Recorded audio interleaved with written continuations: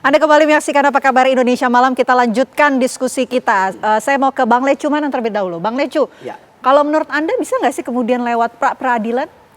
Sebenarnya terkait dengan SP3 yang sudah keluar, ya kan? Sebenarnya kan yang harusnya keberatan kalau keberatan itu kami, selaku kami itu pelapor, ya kan? Kalau terkait dengan keberatan SP3, ya kan?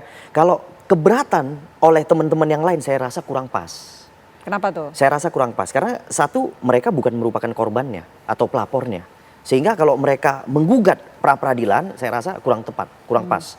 Pasti juga nantinya akan ditolak oleh pengadilan, pastinya seperti itu. Oke, jadi memang yang paling tepat itu adalah... Yang paling tepat kalau keberatan terhadap SP3 itu adalah kami selaku korban, selaku pelapor juga ya dalam perkara yang sama. Kami berkeberatan, kemudian kami yang mengajukan pra-peradilan kemungkinan akan diterima. Tetapi kalau dari lingkungan teman-teman, yang mungkin tadinya bersama, kemudian ada sebagian yang di SP3, ada sebagian yang tidak di SP3, kemudian mereka membuat dugaan keberatan kepada pengadilan terkait dengan SP3 tersebut, saya rasa kurang tepat, kurang pas. Silakan Bang Sangaji. Oke, Mbak Vena ya. Jadi perlu saya klarifikasi sekaligus saya jelaskan kepada publik supaya jangan ada spekulasi-spekulasi liar yang juga spekulasi-spekulasi tersebut tidak yuridis gitu ya. Jadi kami memberi catatan kritis terhadap SP3 dengan dasar RJ itu bukan karena kami melihat bahwa dari sisi kepentingan kami gitu ya. Jadi kami tidak iri terhadap SP3 itu gitu ya. Toh para tersangka lain kan juga tidak bergeming sama sekali dan tidak pernah punya niatan, bahkan ada komunikasi-komunikasi gelap yang dilakukan, ada tawaran-tawaran gelap yang dilakukan oleh tim dari kubu sebelah. Kami nggak tahu itu hubungannya apa dengan Pak Jokowi. Bahkan juga ada yang menghubungi saya juga gitu ya, dari kawan-kawan dari sebelah. Saya tidak perlu sebutkan namanya gitu. Sama sekali juga tidak merontohkan dan tidak mengubah pondasi keyakinan mereka bahwa ijazah ini adalah ijazah palsu. Ya, itu dari sisi kami sebagai tersangka. Kemudian yang kedua, bahwa kami mengkritisi ini perlu dipahami bahwa ini adalah bagian dari koreksi kita terhadap negara dalam penegakan hukum. Jadi satu produk hukum sekelas Polda Metro Jaya, karena ini kan penegakan hukumnya kan masih dalam satu perkara nih. Ya. Kecuali SP3-nya bukan di perkara ini gitu. SP3-nya kan di perkara ini juga gitu ya. Ada laporan dari teman-teman Pradi Bersatu juga gitu. Yang kami kritisi adalah cara kita menegakkan hukum. Kita punya hukum pidana nasional yang baru, belum selang 1 bulan, hanya 14 hari setelah berlaku sah tanggal 2 Januari 2026, itu langsung keluar SP3 tanpa dilakukan pengkajian secara teliti terhadap syarat-syarat formal yang sudah ditentukan oleh negara gitu. Tapi ini kan semua ditabrak, ya kan? Jadi kami melakukan ini adalah sebagai satu kritik publik sekaligus juga sebagai pihak yang jadi tersangka terhadap aparat penegak hukum. Kami tidak mengkritik Bang ES dan DHL dari sisi hukum ya. Kami hanya melihat mereka dari sisi sosiologis, hubungan mereka dengan para tersangka yang lain. Tetapi dari sisi penegakan hukum yang kami kritisi itu adalah kok bisa secepat itu SP3 keluar tanpa dilakukan pengkajian yang cermat dan kemudian semua syarat restoratif justice tidak dipenuhi. Ya, itu hal yang kedua. Hal yang ketiga terkait dengan tantangan kawan-kawan sebelah. Pra-peradilan saja, pra-peradilan saja. Saya katakan bahwa kalau ada omongan-omongan seperti itu muncul dari kawan-kawan sebelah, berarti mereka belum memahami bagaimana hukum acara pidana kita yang baru telah mengatur secara limitatif kewenangan atau kompetensi pra-peradilan. Dahulu di KUHP yang lama, diatur dalam pasal 77 KUHP yang lama, pihak ketiga boleh mengajukan pra-peradilan terhadap penghentian penyidikan dan penghentian penuntutan. Begitu kita masuk dalam era KUHP baru, diatur dalam pasal 161 KUHP yang baru, terhadap penghentian penyidikan yang boleh mengajukan keberatan itu hanya 2, yaitu pelaku atau tersangka, kemudian yang kedua adalah pelapor atau diwakili oleh kuasa hukumnya. Kecuali pihak ketiga adalah berkaitan dengan upaya paksa berupa penyitaan dan penggeledahan. Tetapi kalau penghentian penyidikan berupa SP3 berdasarkan ketentuan atau norma atau kaidah dalam pasal 61 KUHP yang baru, yang nggak bisa diajukan. Kami pun juga tidak akan punya niat juga untuk mengajukan ke sana karena satu, kami tidak iri terhadap SP3 ini, dan yang kedua memang secara hukum formil Itu juga tidak dimungkinkan, ya. Memang negara sudah membatasi gitu. Jadi saya perlu luruskan bahwa ini adalah satu bentuk koreksi karena ingat negara kita ini negara hukum. Pasal 1 ayat 3 Undang-Undang 45 mengatakan Indonesia adalah negara hukum. Sehingga semua produk hukum yang dikeluarkan oleh aparat penegak hukum, maka masyarakat itu harus mengkritisi. Kalau tidak mengkritisi penegak hukum, ya berarti nanti hukum bagaimana ditegakkan secara konsisten dan benar gitu. Baik, saya mau ke Pak Beni. Pak Beni, pertama direspon dulu Pak terkait dengan kritik yang disampaikan oleh Bang Sangaji soal SP3 yang diberikan kepada Egy Sujana dan juga Damai Hari Lubis. Bagaimana Pak Beni? Ya, baik. Kalau merespon itu tentunya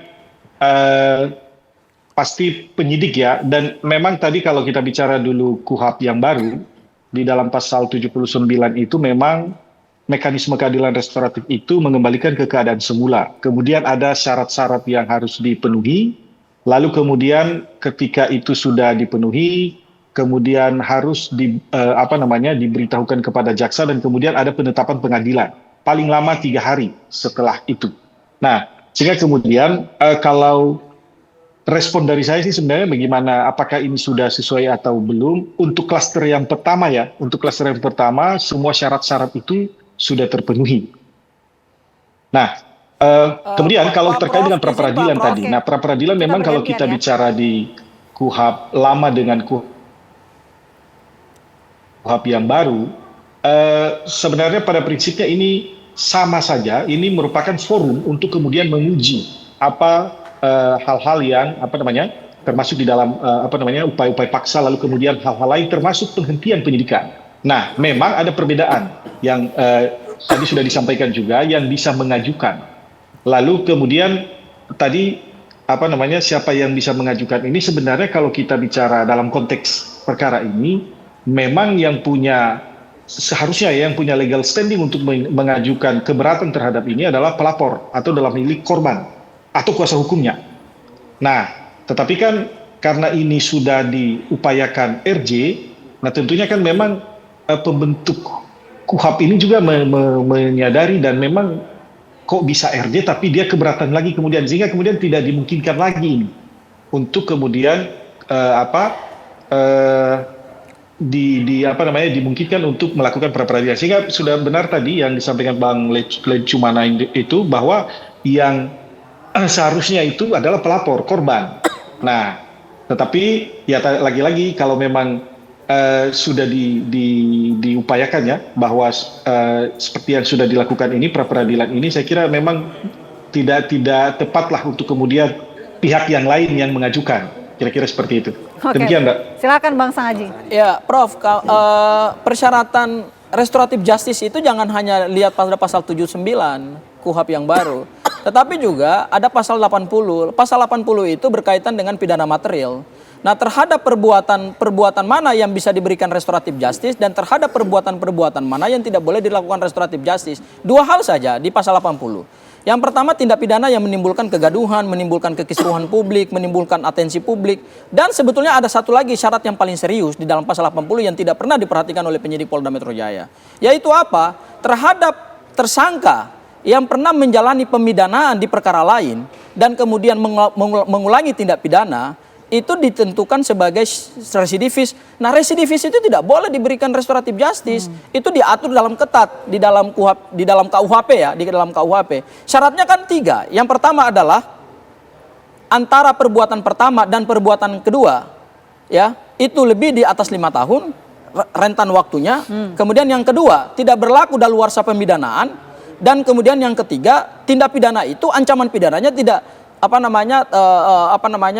tidak boleh di bawah 4 tahun gitu. Loh, ini kan antara perbuatan pertama yang dilakukan Pak ES, kemudian kedua beliau ditetapkan sebagai tersangka dalam perkara baru, itu sudah terpenuhi semua syarat-syarat residivis. Kenapa Polda Metro Jaya masih juga memaksakan untuk memberikan restoratif justice kepada Pak ES sementara beliau tidak memenuhi syarat-syarat yang diatur dalam pasal 80. Jadi Profesor, mohon maaf, kita melihat restoratif justice jangan hanya menyandarkan pada pasal 79, tapi juga ada pasal 80 KUHP yang baru gitu. Dan disitulah kami melihat bahwa pihak penyidik Polda Metro Jaya tidak memperhatikan semua persyaratan formil yang sudah diatur oleh hukum negara.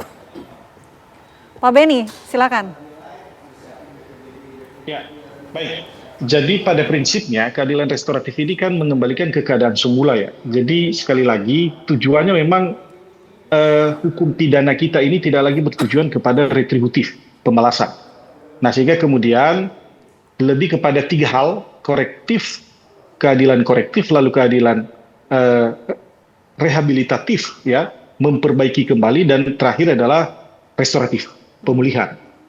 Nah, dalam konteks ini, korban dalam hal ini kan pelapornya Pak Jokowi sendiri ya, korban kemudian sudah katakanlah sudah berdamai ya, dan kemudian syarat satu laginya itu adalah ada kesepakatan.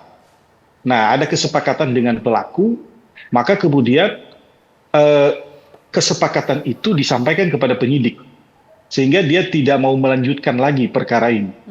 Nah, dalam konteks seperti itu, pemulihan ini kan itu tujuannya ya, pemulihan. Jadi bukan lagi semangat untuk memenjarakan orang, bukan semangat untuk retributif tadi, pembalasan.